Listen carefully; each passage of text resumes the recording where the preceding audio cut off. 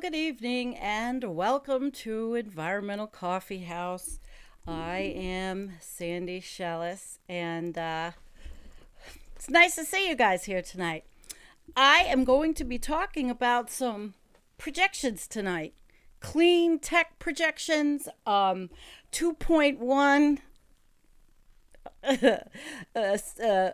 It's just interesting. I came across this today, and I really thought that, man, you guys would really eat this one up. And it was actually on Twitter, and I'll say hi to all of you. Hi, Rich and Kim Armand, and Poppy, and Big Boss, and Human. Everybody's here. This is terrific, and good. Cindy Seeley, great. Ed, all right. As people join, I'm going to get started with this one. It was an interesting find, to say the least. And I'm going to pull it up, and we're going to see this. And I still haven't gotten my handy dandy little push button thing done yet, set up yet. I'm just learning. I am on a huge learning curve. And I got to tell you something before I go into this. I have the funniest thing. Well, I'm growing food inside, or at least I'm attempting to. And it's so odd because it's snowing outside tonight, snowing outside. Yet I go to water my greenhouses, and I've got fruit flies. And also in this house, I've got what's called cluster flies buzzing around. Now, I have 5 cats, right? 5 cats. And cluster flies they go around horse tails and cow tails. We haven't had cows next door in 5 years, okay? But I still get cluster flies. I don't use insecticides or anything like that. And you figure those goddamn cats. I'm looking at the one cat laying on the bed, looking at the fly buzzing around. And then I've got to clean off the windowsills in certain rooms of dead ones, because they die. They die really fast, cluster flies. They're born to die. They're disgusting. But this is it, And then these little tiny fruit flies. You want to try to do the right thing, but I guess I brought them in from outside. Book Hermit, how many does it take to be an official crazy cat lady? Let me tell you something, honey. They all came to me. I mean, either we found them somewhere or they were on my deck. I didn't set out to be the crazy cat lady. And it is a job. It really is a job. But everything here is a job. And that's why I'm always dying. But let's get started. I think people are joining. Let's hope people join. Let me see how my color looks. Okay, it looks all right on the other thing. I have another screen, but I don't have it so I can use it yet with the live stream. But we're getting a little high tech, just a tiny little bit, just to make it easier than for me. And thank you, Robert. It's diatomaceous earth, right? Get rid of the gnats. So where do I put it? Right around in the bottom of the greenhouse? Okay. I didn't do any reading or research on them yet because I'm too freaking busy. Yeah, Ed, you're right. Nobody ever sets out to be the crazy cat lady. And I really didn't. I mean, we could have just stopped at crazy. All right. So here we go. And hi, Jean. It's very nice to see you. And hi, Gazer. Great. Let's, Big Boss, I know you were miserable. Life is miserable. Fuck. Sorry, but it's my anniversary today, and it just sucks. We have, what does everybody else have? 2020 sucked. We have a pandemic. We're locked in the house. I mean, not locked in the house, but you know what I mean. It's just been sucky. So let us get started. This is a good one. I found it on Twitter. It is the green people, the big business people. And I have been doing some dives into business to look at, green energy, but I've also been looking at blockchain. My Thursday night show is probably going to be on Bitcoin and blockchain and the environmental aspects and what people say, what people don't say. I have an interesting one on Thursday, but let's look at this. And I'll pull it up first how I saw it. It was on Twitter, and shit, I lost it on. Wait a minute, I had it. I'll pull it up after. I didn't mean to just have Craig Mead show up, and he did, and I don't want notifications. Let's see if I go to home. Oh, I don't think I'm going to find it. Well, anyway, let's go. I'm not going to. Oh, Jesus. Does everything have to get screwed up? Here we go. Okay. And this is so exciting. Oh my gosh. Don't you think that this is just super exciting, guys? The Paris Agreement climate goals now within reach, thanks to U.S., China, Japan, and South Korea joining the Net Zero Club. Climate Action Tracker estimates. Wow. That's like, okay.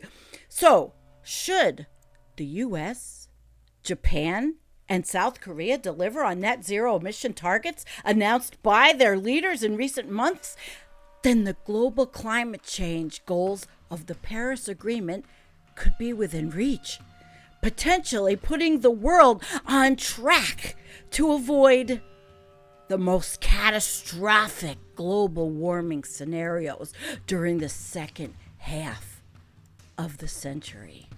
Ooh. Now, that's the conclusion of expert analysis by the Climate Action Tracker, CAT. And we're talking about crazy cat ladies, right? First seen by the BBC earlier, which underscores the huge implications that arise from the recent wave of net zero commitments from some of the world's biggest economies. Wow. If impact of all climate pledges made to date by global governments are trotted up alongside those made by President-elect Joe Biden to put the U.S. on a path to net zero by 2050, the average rise in global temperatures could be limited to 2.1 C by the end of the century, CAT estimates. The new trajectory would significantly close the gap towards meeting the global warming targets in the Paris Agreement to limit average temperature rise worldwide to 1.5 C or well below 2 C by 2100. There it is. They're resurrecting 2100. And it would mean a massive recalibration of the global economy over the coming decades in favor of low and zero carbon infrastructure.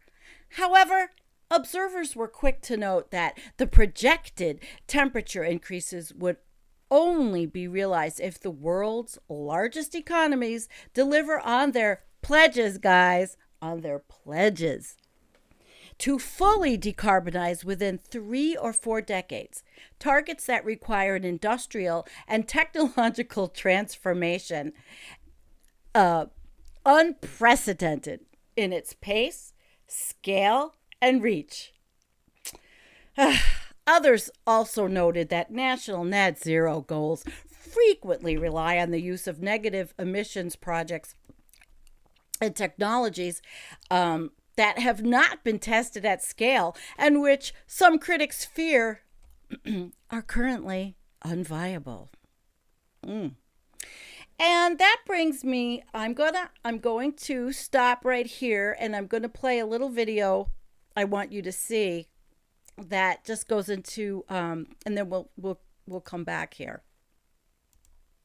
For thousands of delegates and many world leaders who have spent the last 2 weeks in climate talks, obvious joy and relief at a deal.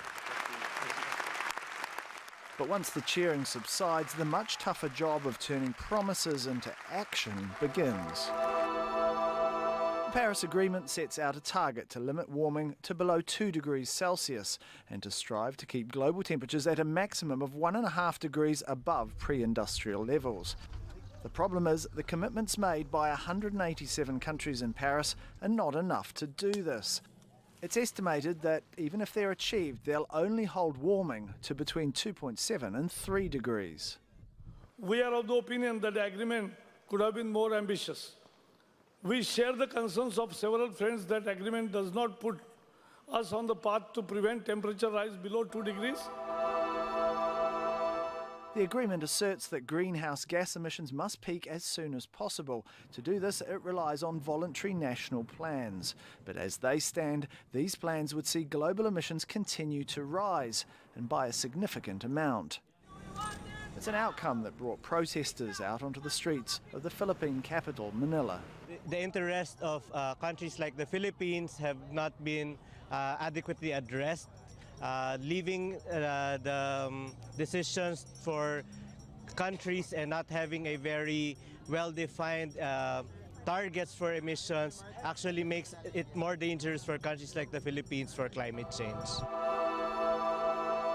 The overall agreement is legally binding, but some elements of it, including the pledges to curb emissions by individual countries, are not.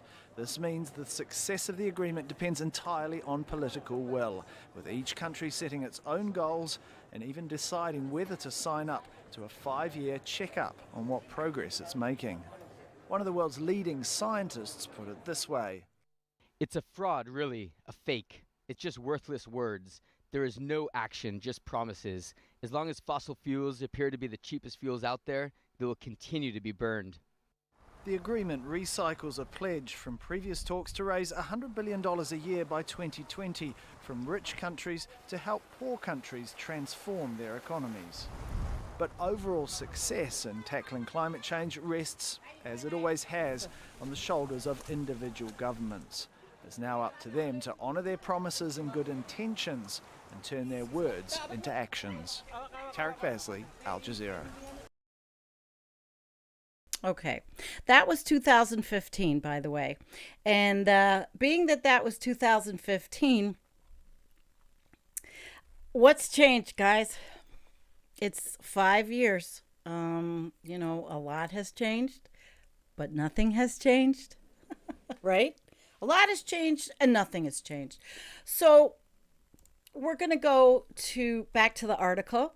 And now that you had that little ditty from Al Jazeera on the Paris Agreement, and then you saw James Hansen saying essentially it's bullshit, right? Okay. So I was at the Observers. We talked about others saying that the net zero goals frequently rely on the use of negative emissions projects and technologies that have not been tested at scale. And that's where some, critics fear are unviable. Now, I said that already. So achieving such... Oh, wait, this was here. But in recent months, yes, China has pledged to achieve carbon neutrality by 2060, shortly followed by commitments from the leaders of Japan and Korea to reach net zero by 2050, commitments that have provided a significant boost to decarbonation efforts globally. Moreover, President-elect Biden has promised to put the U.S. on a path to net zero emissions by 2050 following his election victory over Donald Trump last month, in what has been a galvanizing moment for climate action worldwide.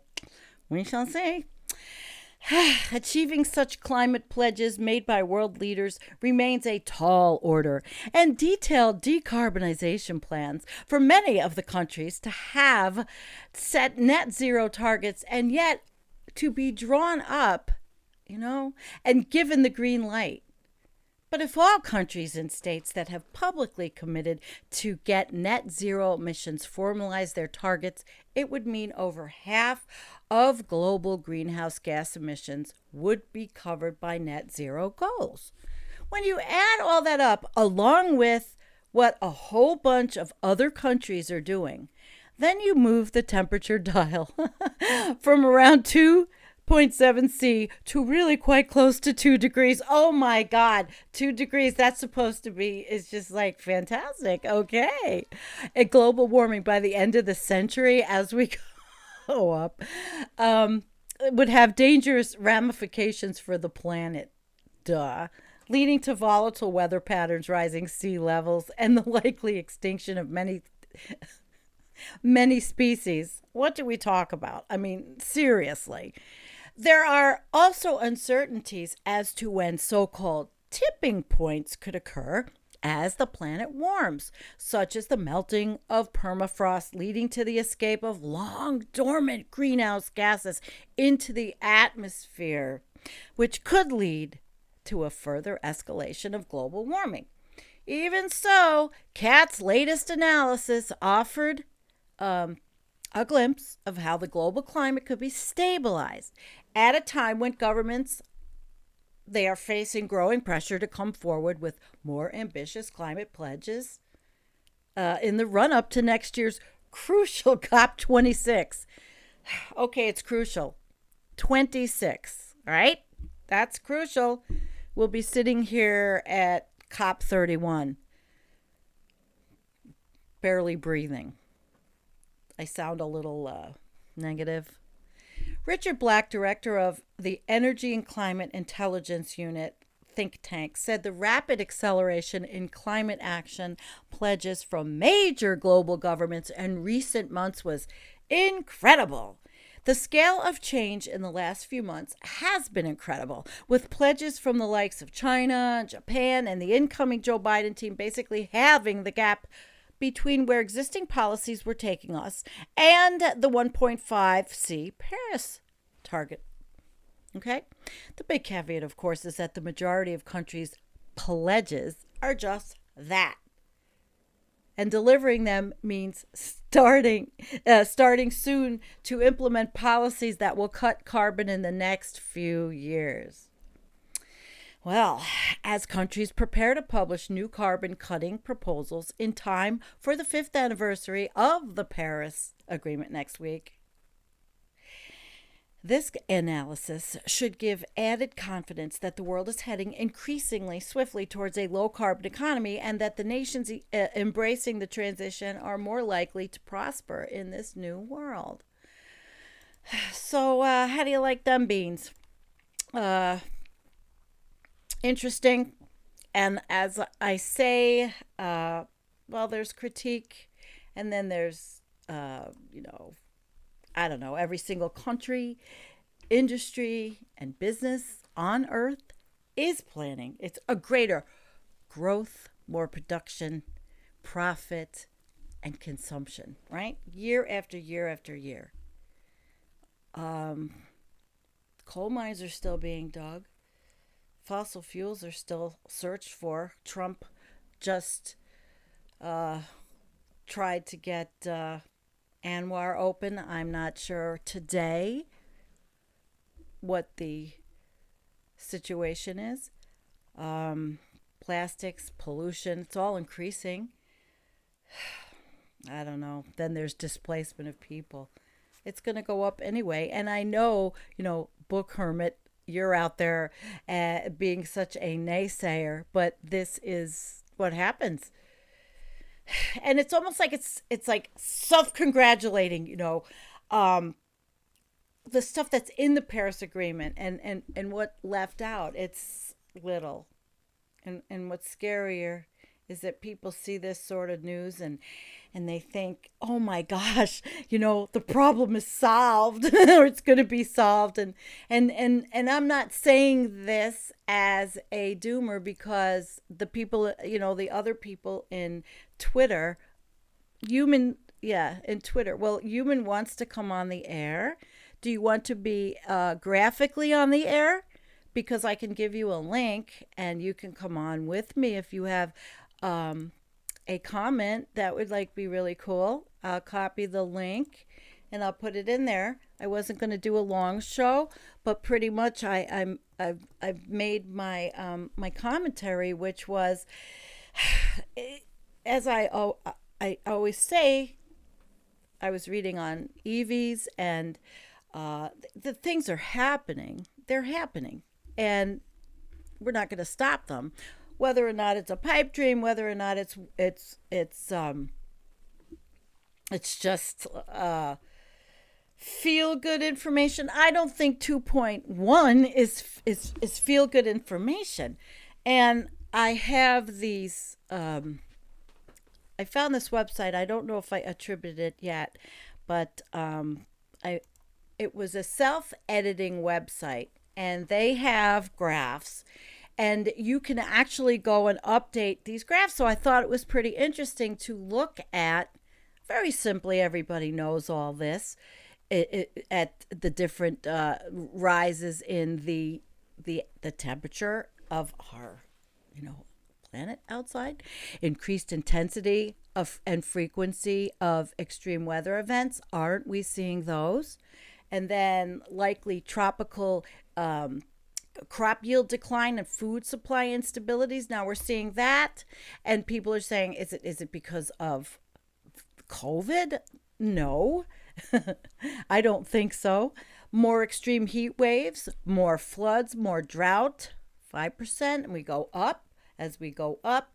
Some summers are going to be so hot that stepping outside could be lethal. High risk of food shortages. Are we there yet? I think so. Well, we're getting there. In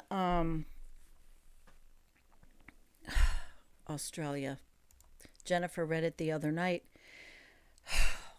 and right now I cannot get the name of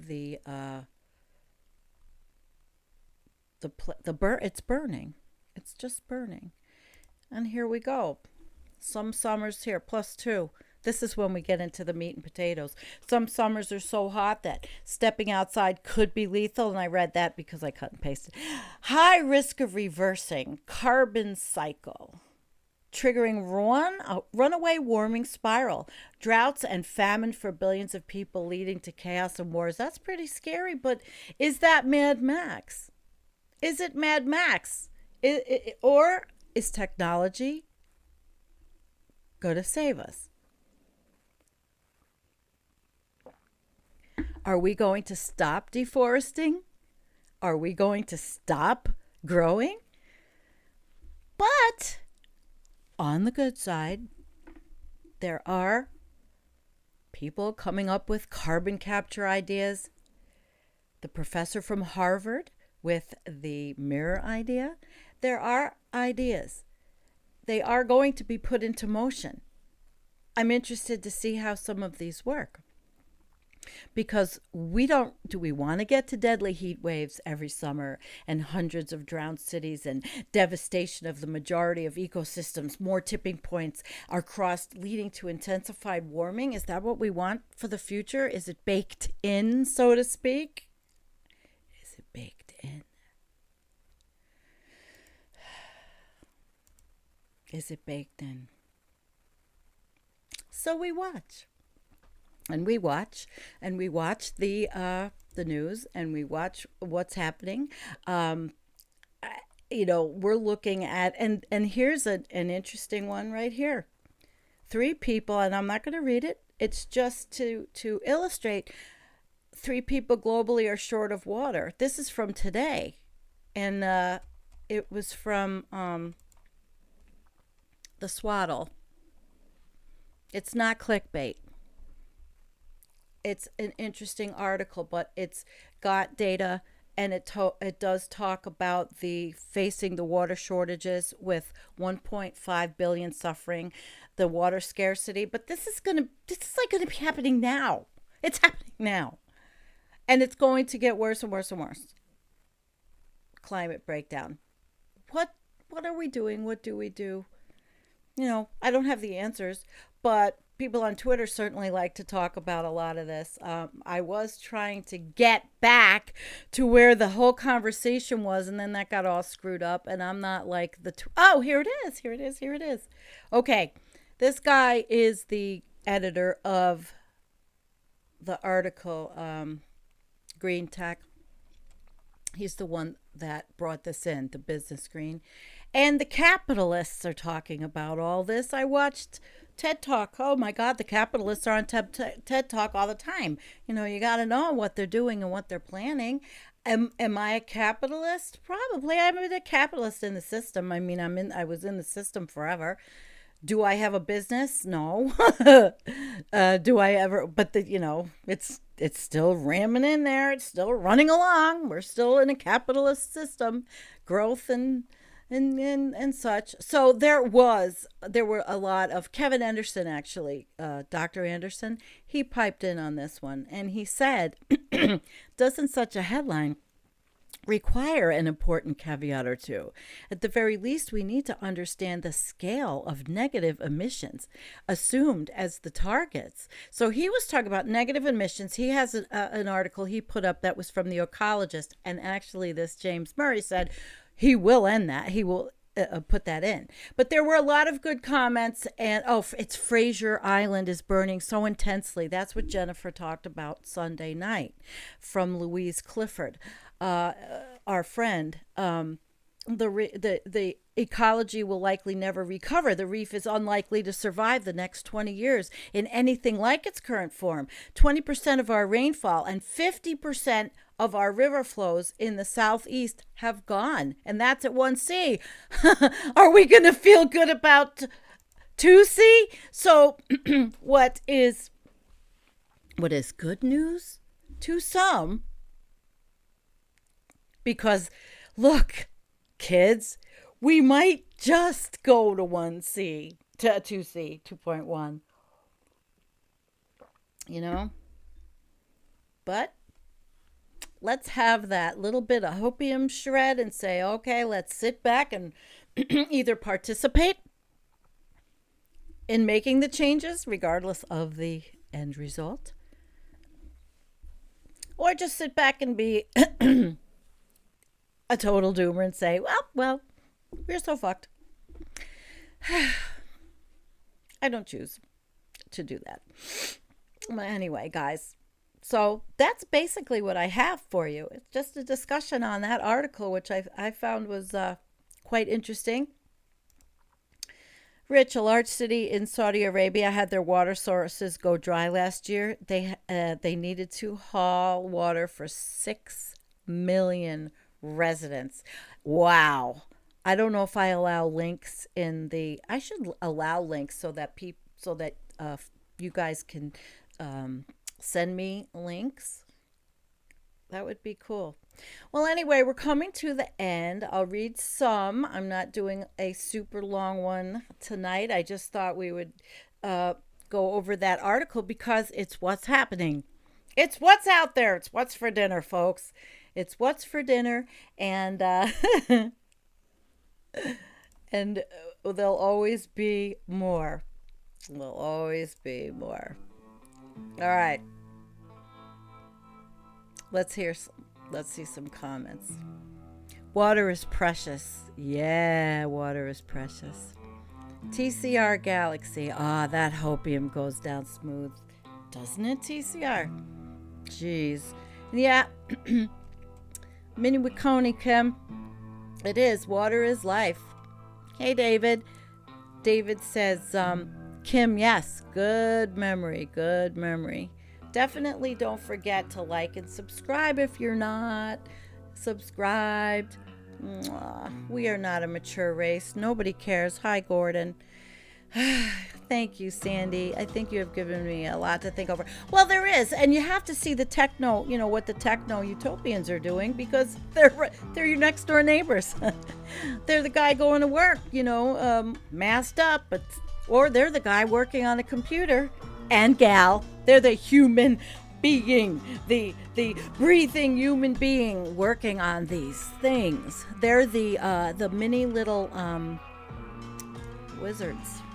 They're the mini little wizards. Yeah. All right, guys. Peace out, and I will see you Thursday doing a thing on blockchain.